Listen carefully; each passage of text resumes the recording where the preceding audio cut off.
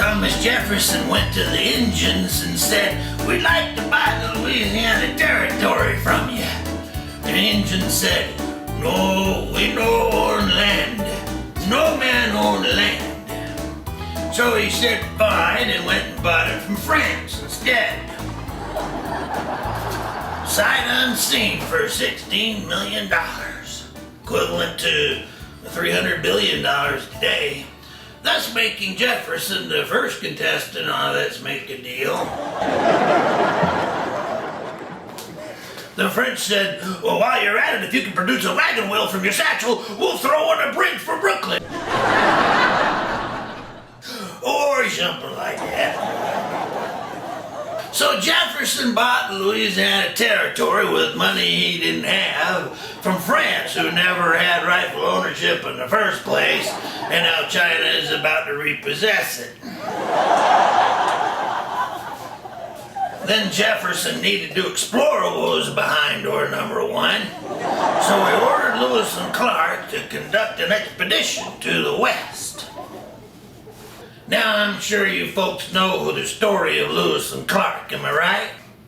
Raise your hands if you know who Lewis and Clark was.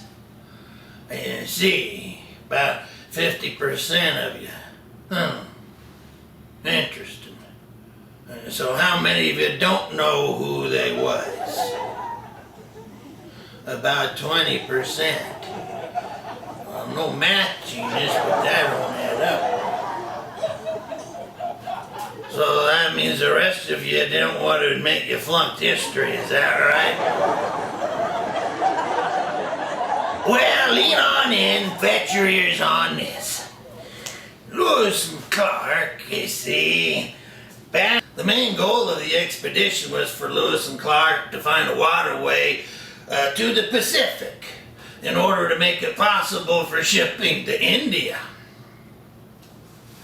They hired Sacajawea because they wanted a woman who wasn't afraid to stop and ask for directions. But they ran into the Continental Divide. You know what the Continental Divide is, right? No, that ain't where the continent's divided between folks what likes Obama and folks what don't. It ain't got nothing to do with Democrats and Republicans. The Continental Divide is where the water flows down on one side of the mountain, the water flows west, clear down to the Pacific Ocean. And then on the other side of the mountain, it flows east and ends up clear down in the Gulf of Mexico.